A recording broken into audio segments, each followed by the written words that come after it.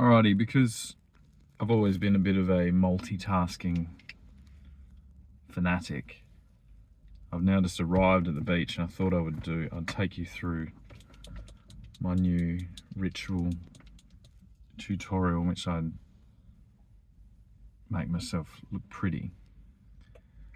This is like my current regime, I guess. To begin the process of figuring out how to function in a world where my instinctual capacities as a father have been restricted to a point where I have no alternative but to play the game as as instructed, I suppose. I'm all cool with it because it's actually really fun. I wish I could have done this ages ago, but it's like starting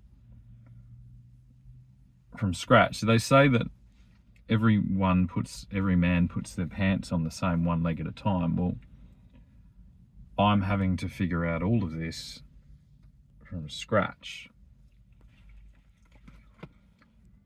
And so I come down here and I do it. I just put a bit of blue under my eyes. That's about it. That's, that could be, I suppose that could be like cufflinks or a bow tie. It's way easier and way cheaper because it's just a bit of paint. It comes down to it. And then I take this ink, which I like because I use ink all the time. So this is actually quite hard.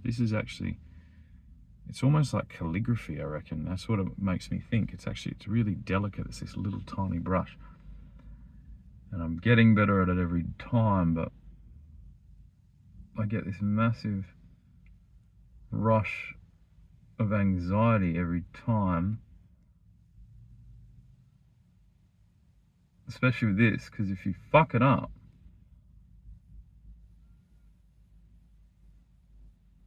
with this stuff,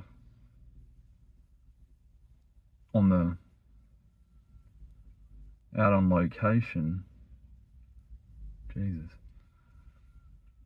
I like the little flick. It's all the flick. That flick, like, that's everything to me. Yeah, if you fuck it up on location, there's no starting again. And I haven't brought like a bunch of things with me. Like cotton buds or whatever. Do the other eye. This one's harder because it's back to front.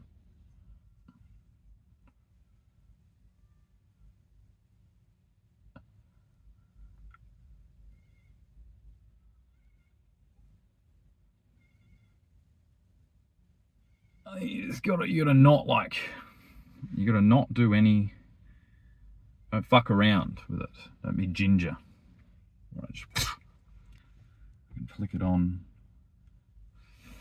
You could even give it a little blow. I've seen people do that before. So that's that. Put that back in. That's the second little treatment. And then this is like this crazy. This is from Natio. This is actually an eyeshadow stick, but it's like silvery purple, and I like what it does to my lips. Still have not chopped my penis off as yet. Haven't really found a need to at this stage. So yeah, I'll just complete, and I've still got this cold sore, which is a souvenir from an ex-girlfriend. It's just her little way of reminding me that she's still with me. She's like, yeah. Like, are you stressed? Yeah, I'm here again.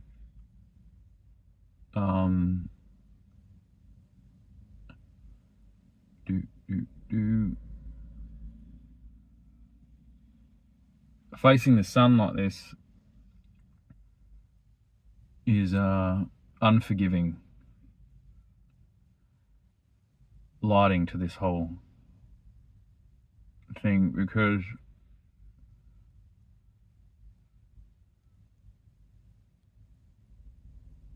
the remnants of my beard.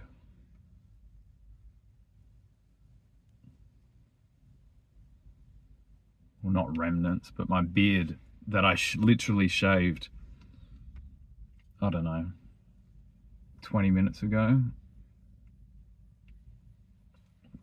is just extruding out of my face at the speed of light. But yeah, that's I suppose it. I like to just also just take a little bit of hair out, make sure there's a little nice bit of hair kind of coming out here that's blonde.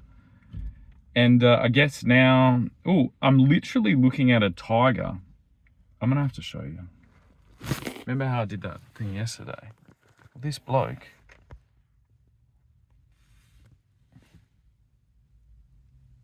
you'll have to take my word for it, he has a tiger. And that's like a Pink Panther van, I reckon. Yeah, he has a tiger on the back of his hoodie that he's just paraded by again. So that's like it's a reoccurring theme, I guess. I'll try and document if that happens like a strange amount of times,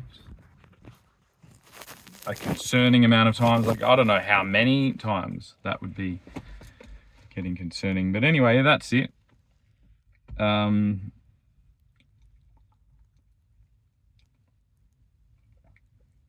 That's it, I guess. I'm loving it because it's overcast. I'm a bit of a weird person in Western Australia because I like it when it starts getting cold. I don't mind the summer if I'm in the water or next to the water. But even then, it gets ridiculous. But as soon as it starts getting cold, I love it here because everybody leaves the beach. And then I've heard that's what Tasmania is famous for, is that if there's someone else on the beach, you just go and find another beach. And that's, yeah, so it's nice that this overcast weather has blessed me while I do this video this morning. So I'm gonna go sit on the beach and contemplate my next move.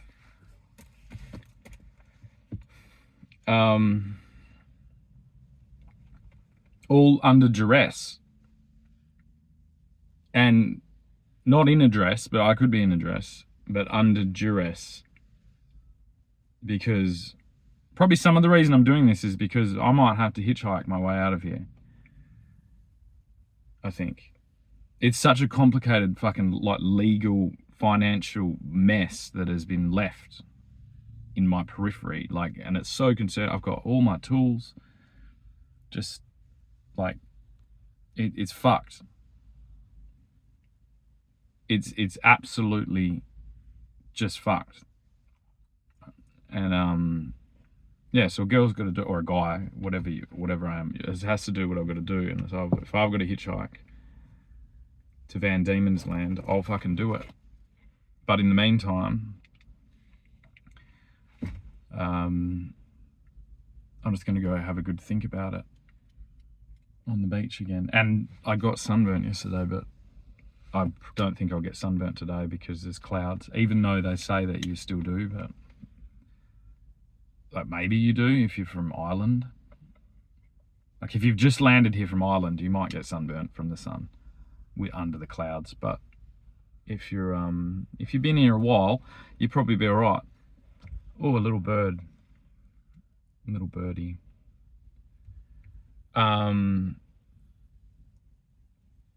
Yeah, so I guess I'm going to contemplate some things. Oh, also, I'll just add, because I'll waffle on, I'm going to turn the car on because I'm already hot. I fucking hate it here, how hot it is. I wanted to talk about something controversial for a change, and it's the whole like colonizer Aboriginal thing. You've really got to understand that what happened here happened everywhere. for 10,000 years, over and over and over again. So if you're like speaking English and wearing clothes and you haven't been raped by your uncle in the last 20 minutes, you should probably thank civilization and in turn colonization for creating this civil order.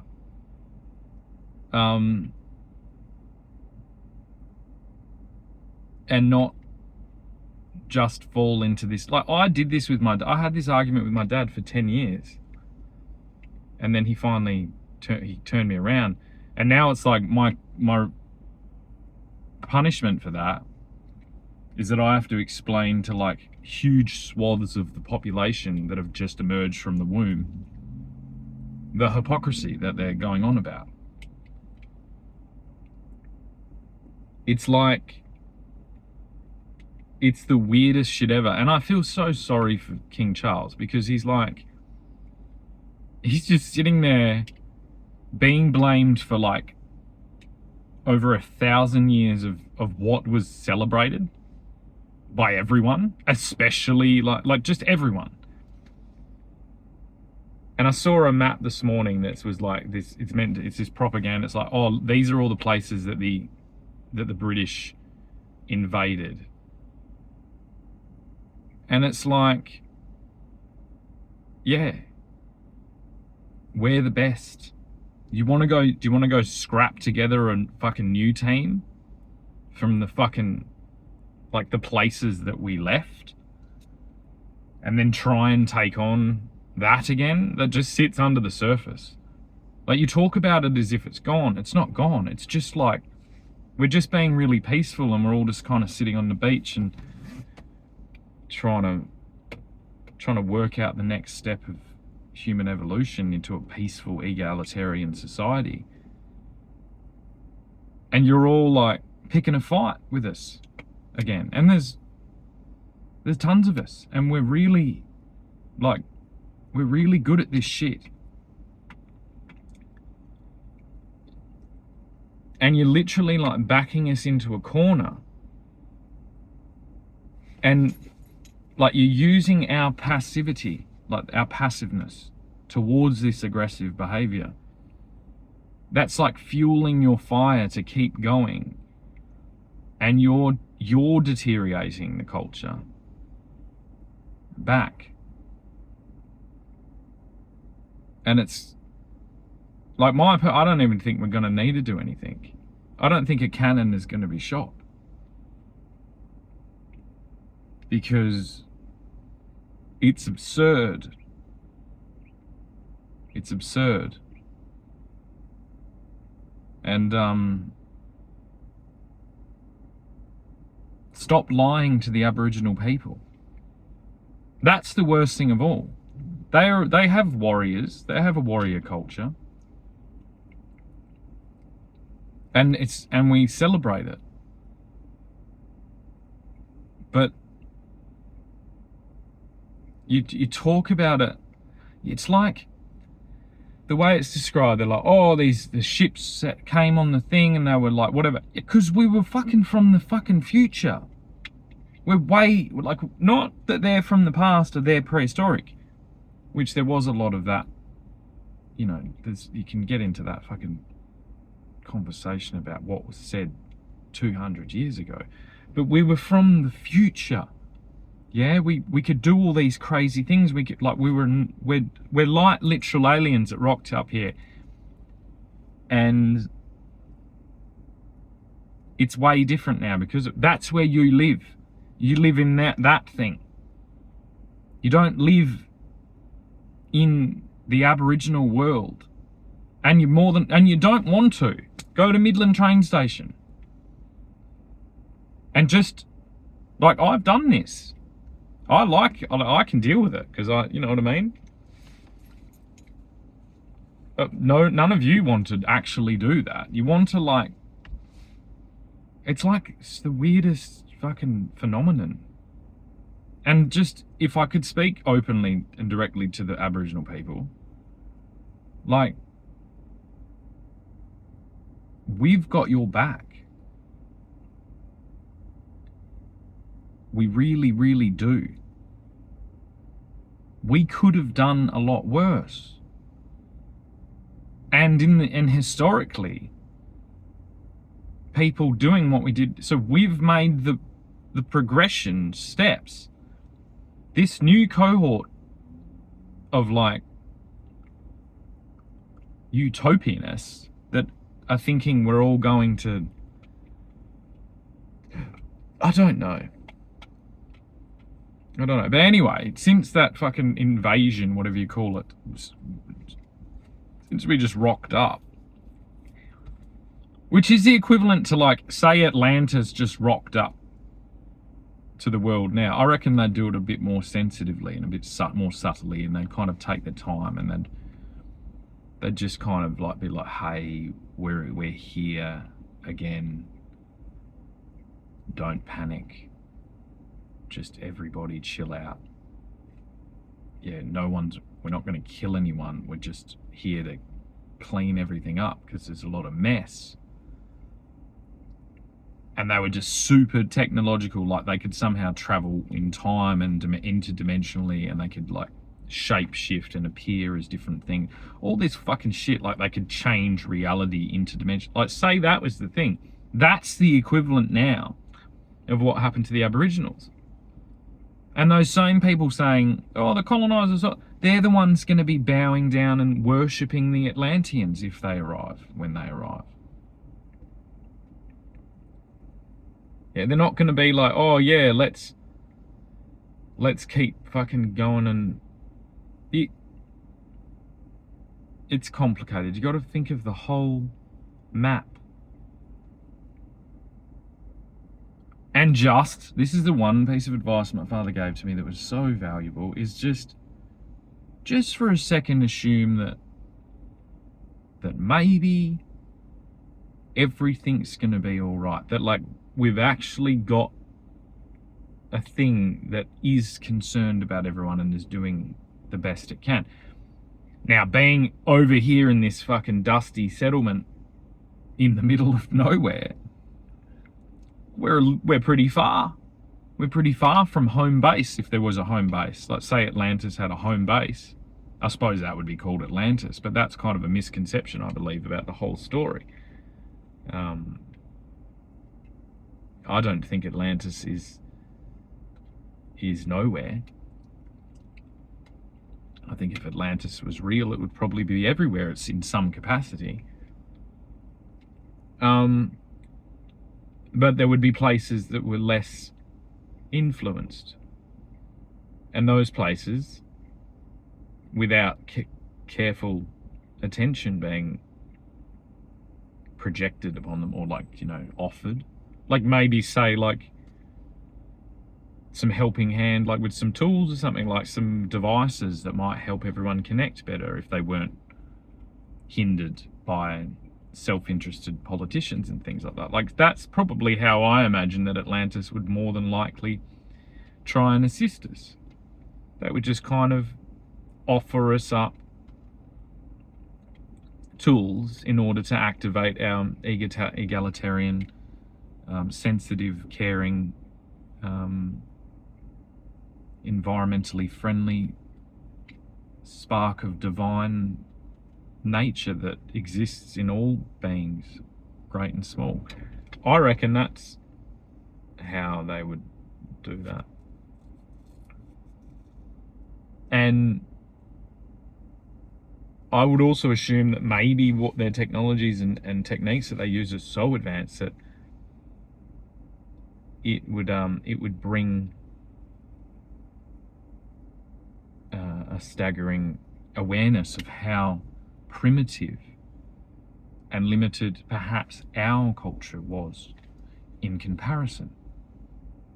I don't exactly know how they would do that, but I can just assume. I can just make assumptions. And that's probably how a fucking man of war British Empire ship appeared to the Aboriginals all those years ago. The idea of like that they were going to, I don't know, like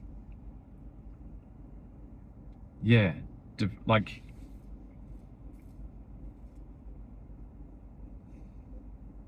and I just think, it's like, imagine if fucking 15-foot tall fucking outer space Vikings just rocked up.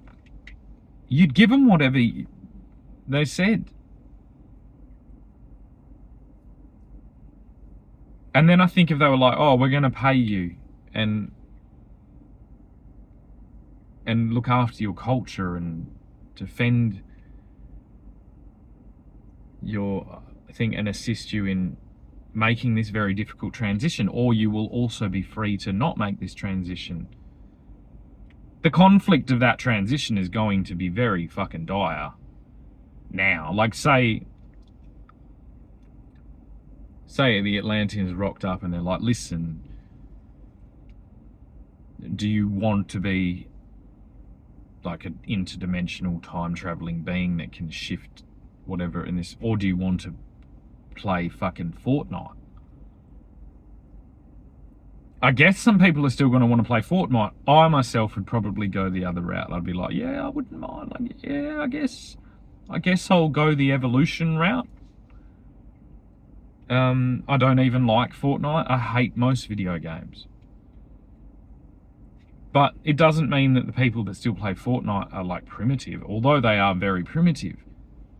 It just means that they're not ready to do that, I guess. And they should be assisted. And I guess that's what Atlantis would look like in the way I imagine it. And then the really crazy thing is, if you imagine that this whole thing is kind of taken place in Atlantis, like we're like a bathtub. Our whole universe is like a bathtub in Atlantis's like spare bedroom ensuite. And like they just intermittently like forget about us, and then they go, oh shit, there's some mold growing in that fucking ensuite bathroom, darling. We'd better go and do our thing there, because that's going to turn into a big job if we don't get on it now and just give them a helping hand.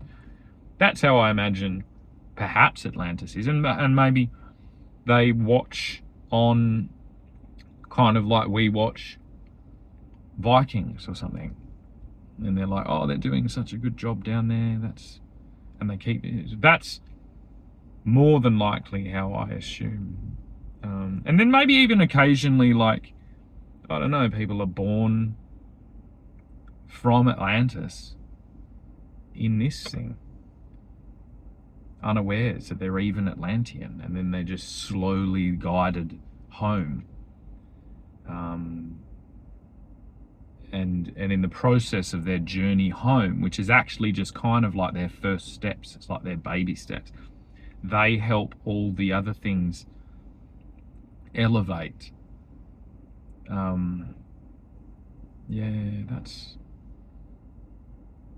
guess that's how I think it is. Or at least it's interesting. It's an interesting way to think about it. Anyway, I'm going to go sit on the beach because I've waffled on too much this morning. Too much waffling, and people fall asleep and they stop listening. And you can bet the farm on that one.